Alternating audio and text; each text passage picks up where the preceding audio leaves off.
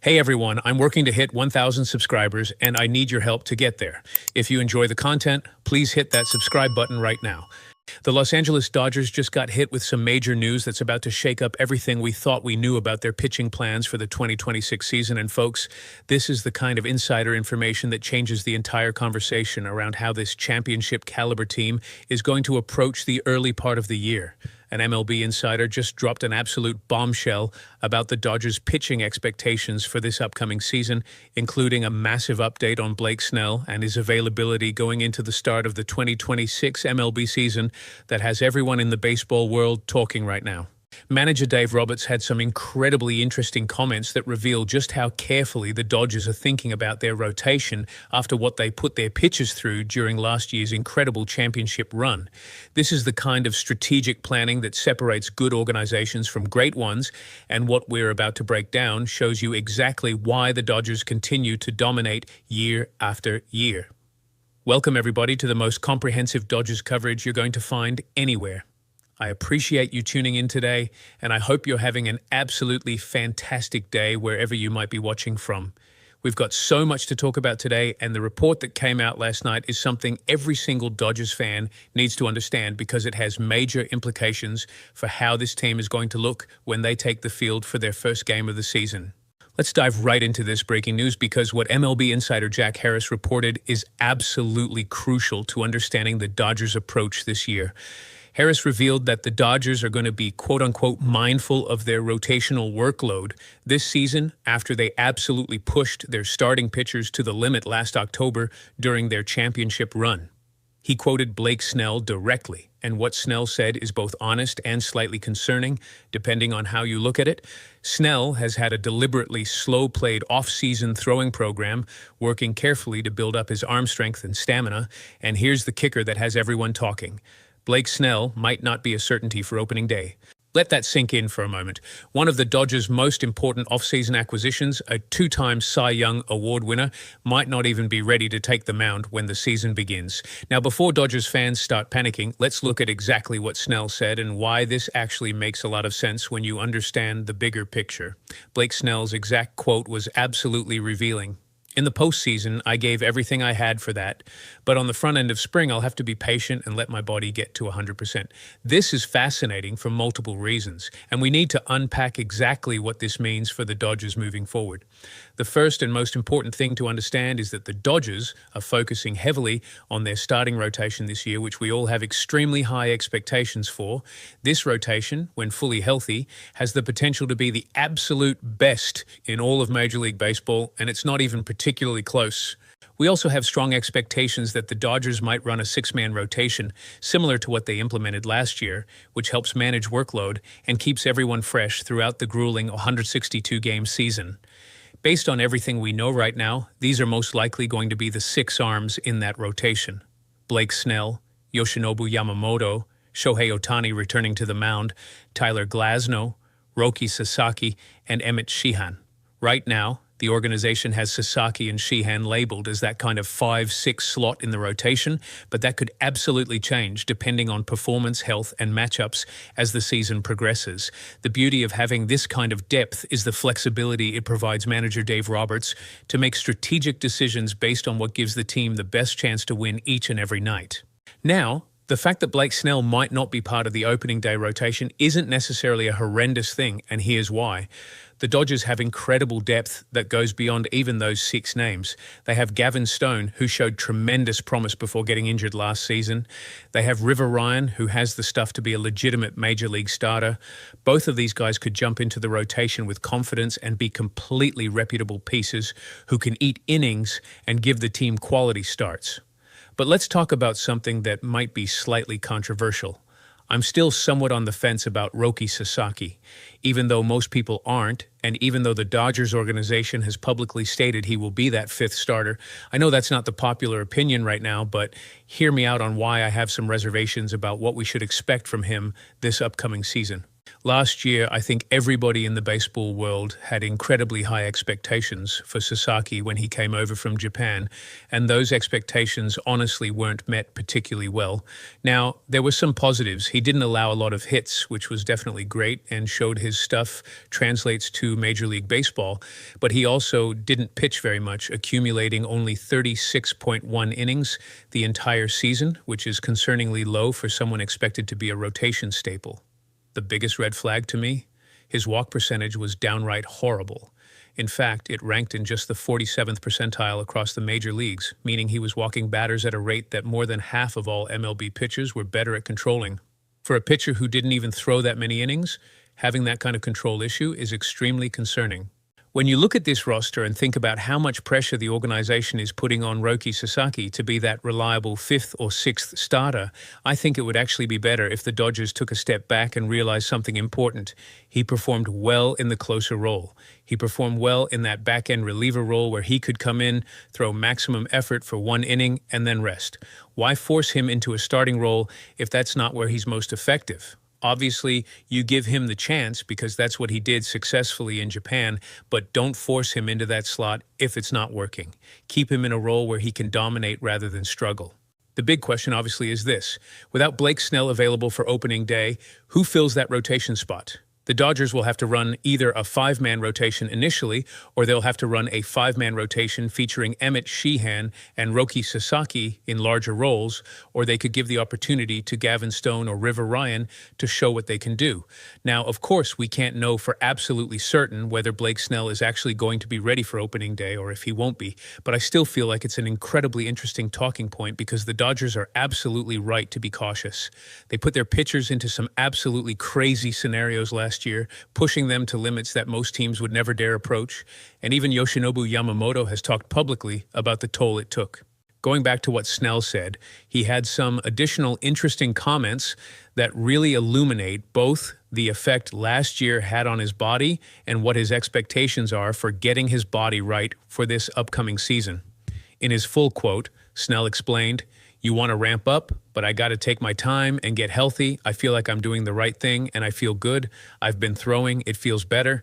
But in the postseason, I gave everything I had for that team. But on the front end of spring, I'm going to have to be patient and let my body get to 100%. I absolutely 100% agree with this approach, and I think all of us as Dodgers fans should understand and support it. We're looking more toward the postseason, toward October, and potentially November baseball. We have full confidence, or at least I do, that even if Tommy Edman isn't ready immediately, even if Blake Snell needs extra time to get right, it's not that big a deal for the first few weeks of the season. The Dodgers are still going to win games. The Dodgers are still going to perform at an elite level. This team is built with so much depth and talent that they can absorb these kinds of temporary absences. What matters most is being completely healthy later in the year when the games truly count, when the playoffs arrive and championships are won or lost. Which brings us to an absolutely crucial conversation about Yoshinobu Yamamoto, because last year he might have been exerted more than literally any other pitcher in the entire major leagues, and I'm not exaggerating even slightly when I say that.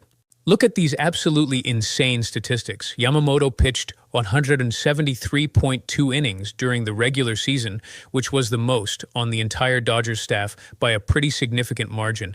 Then he pitched an additional 37.1 innings in the postseason. So you're talking about over 210 total innings pitched, which is a massive workload for any pitcher, let alone someone in just his first year in Major League Baseball. But it gets even crazier. Yamamoto pitched in back-to-back games during the World Series, taking the mound in both Game 6 and Game 7, which is absolutely unheard of in the modern era.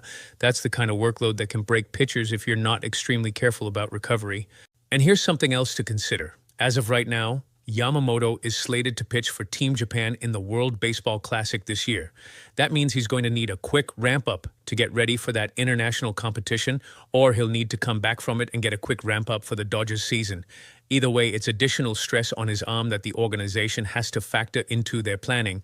So while I'm not concerned at all about the overall quality and depth of the Dodgers rotation, it does strike me as an extremely interesting point of conversation if Snell isn't able to go on opening day because of the exertion from last year. Because if Snell needed to slow down his program and he pitched significantly fewer innings than Yamamoto, what does that mean for Yamamoto's readiness?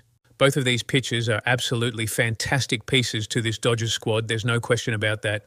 You can look at Blake Snell's statistics and his baseball savant page and see that his numbers are absolutely elite. His page lights up red with incredible marks in average exit velocity allowed, chase rate, whiff percentage, strikeout percentage, barrel percentage allowed, and hard hit percentage. Everything across the board is phenomenal. The only thing you really have to worry about with Snell is occasionally his walk percentage can get a bit high, though I think a lot of that was attributed to him having a late start to last season. He only appeared in 11 games with 11 starts due to injury issues in the early part of the year, so he never really got into a consistent rhythm with his command. Whereas Yamamoto, he pitched an absolute ton last year. He finished with 12 wins, 8 losses, appearing in 30 games with 30 starts, accumulating those 173 innings, which nearly doubled what he pitched in 2024. His baseball savant page also lights up red in almost every category, which is exactly what you want to see from your ace-level starter. The good news with Yamamoto's case is that he's a guy who throws 6 different pitches, and I'm firmly in the mindset that this helps preserve his arm health because he's not putting repetitive stress on the exact same arm slot and muscle groups with every single throw. Now, granted, only 4 of those pitches get thrown more than 10% of the time, and only 3 of the pitches have above a 15% usage rate, but still, when you think about body usage and the wear and tear on Yamamoto's arm, having that pitch variety definitely matters. It's absolutely a legitimate point of conversation. If Blake Snell is ramping up slowly due to postseason exertion, are the Dodgers going to take a similarly cautious approach with Yoshinobu Yamamoto, even though he's committed to pitching in the World Baseball Classic? That's a question that Dave Roberts and the front office are going to have to answer very carefully. And so that brings us back to this fundamental Dodgers rotation question. They have Blake Snell, they have Yamamoto, they have Ohtani returning to pitching, they have Glasnow, they have Sasaki, and they have Sheehan. Not listed in that primary group, of course, are Gavin Stone and River Ryan, who represent excellent depth options. I wouldn't be mad, and I don't think many Dodgers fans would be upset either, if for the first couple weeks of the season, if the organization doesn't want to push Blake Snell too hard too fast, if they don't want to push Yoshinobu Yamamoto coming off the World Baseball Classic, they gave starts to River Ryan or Gavin Stone and said, hey, go out there and show us what you've got. This would accomplish 2 very important things. First, if they can perform well, that helps the team tremendously by providing additional quality depth. Second, if it comes down to trade deadline decisions, these guys would effectively raise their value and draft stock by pitching well at the MLB level in meaningful game situations. I don't care if it's opening day or the 10th game of the year, pitching successfully at the major league level in any situation is something that significantly increases a player's trade value if the organization decides to move them for upgrades at the deadline. But I do find it absolutely intriguing that this report came out about Blake Snell and the strategic thinking behind the Dodgers' approach to managing his workload. Obviously, I hope that he's going to be completely healthy and good to go when the team needs him most. I hope there are no setbacks or complications, but I think this report is just a small sign of exactly how much the Dodgers exerted themselves physically last year in pursuit of that championship. Miguel Rojas talked about it beautifully in his interview immediately after they won the World Series. He said something like, "We started this journey in Japan for our first regular season game. We also played a month before that in spring training. We've been going nonstop since the middle of February until basically November. This is an incredibly long season, and we put absolutely everything into it, and now we're going to do it again." That kind of extended season takes serious time to recover from and manage your body properly. Credit to Blake Snell for coming out publicly and being honest about where he's at physically and what he needs to do to be ready. That kind of self-awareness and communication with the organization is exactly what you want from your veteran players. There's one more big thing to mention. The Dodgers added a pretty significant offensive piece this past offseason, and I absolutely believe that he will be a key contributor to this team early on. I have very good feelings that he's going to help the Dodgers not worry quite as much about their pitching staff in the early going because they'll be able to rely on their offense to win games, even if the rotation needs extra time to get fully healthy. When you have a player whose stat sheet lights up green like Kyle Tucker's does, that's pretty dang spectacular. He's at the top of the percentiles in pretty much every single offensive category you can measure. Tucker is going to be huge for this team, and his presence in the lineup is going to take significant pressure off the pitching staff. One thing I do want to note about Tucker, though, Just throwing this observation in here. His defense is not quite as elite as some people make it out to be. He's very good, don't get me wrong, but his fielding percentage wasn't great last year. In fact, he ranked in just the 39th percentile across the major leagues in that category. So it's just something to be aware of, nothing crazy or concerning, but worth noting that his value comes much more from his bat than his glove. We'll continue to get updates from Dave Roberts as spring training progresses, and of course he'll provide more specific information about Blake Snell and his availability as we get closer to opening day.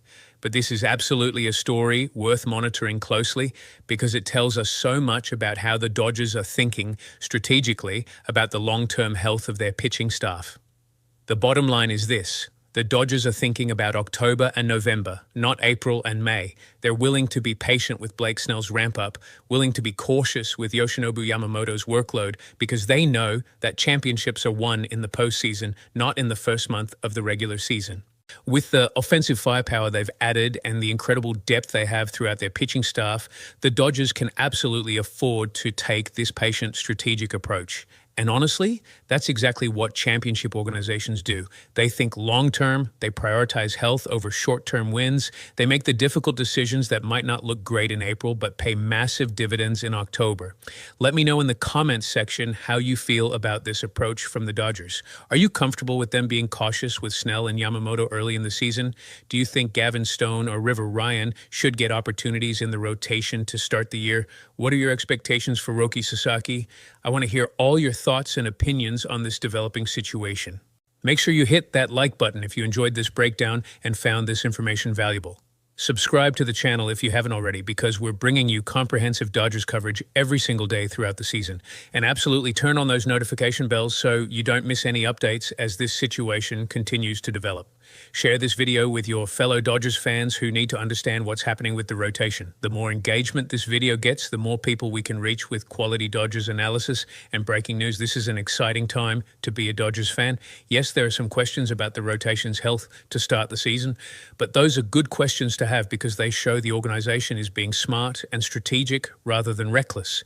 The talent is there, the depth is there, the championship pedigree is there. Now it's just about managing everything properly to peak at the right time. For now, though, we're going to wrap things up. Thank you so much for watching and engaging with this content. Your support means everything and allows us to keep bringing you the best Dodgers coverage possible. Peace out, and I'll see you in the next one.